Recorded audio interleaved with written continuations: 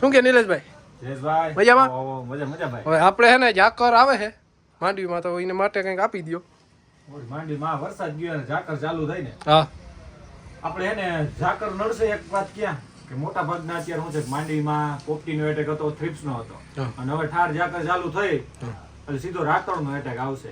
એટલે એના માટે આપણે એડવાન્સથી આવ્યા પહેલા આવ્યા પછી ફૂગનાશક ચાલુ કરવા જોઈએ. તો એમાં ફૂગનાશકમાં આપણે બધા પોતપોતાની રીતે અલગ અલગ ટેકનિકલ વાપરતા હોય.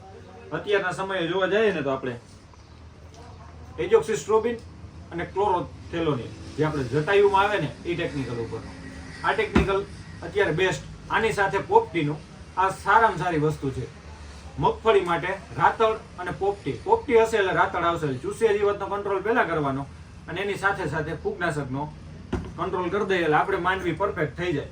એની સાથે ખાતરને આપણે સલાહ આપણા આગલા વિડીયોમાંથી. એ સિવાય અત્યારે ઘણા મિત્રોને મગફળીની સાથે સાથે કપાસ પણ ઘણાને વાવેલો છે, અમુક બકાલા વાવેલા હોય. તો એના માટે આપણે વધારે માહિતી માટે સાહેબ આપણે હવે કપાસ છે, એમાં થ્રિપ્સ દેખાય છે, પોપટી એવું બધું દેખાય છે, એની માટે કઈ? નમસ્કાર ખેડૂત મિત્રો, હું શ્રીજી સેલ્સ કોર્પોરેશનમાંથી રણજીત તરજિયા. હવે આ ભાઈનો જે કઈ પ્રશ્ન છે અત્યારે કે કોટનની અંદર લીલી પોપટી, સફેદ માખી, મોલો મચ્છી, ગળો અને પ્લસ અત્યારે થ્રિપના એટેક છે. તો હવે અમારી કંપની શ્રીજી કંપની SLPM પિપ્રોનિલ 2.92 ટેકનિકલમાં લઈને આવી છે.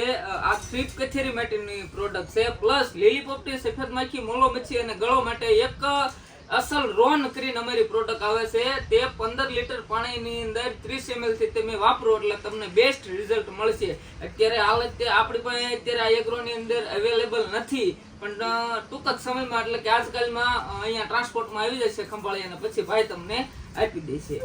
પ્લસ જો તમે કોઈ ડુંગળી કરી હોય, કોઈ બકાલું કર્યું હોય, એના મૂળ વિકાસ માટે તમારે કોઈ પ્રોડક્ટ જોઈતી હોય તો શ્રીજી કંપનીનું અસલ આર્બોન એટલે કે ઓર્ગોનિક કાર્બન, આની અંદર ઓર્ગોનિક કાર્બન અને માઇકોરાઝા બંને ભેગું આવે છે. તો મૂળ વિકાસ માટે આ પ્રોડક્ટનું પણ કામ સારું એવું છે.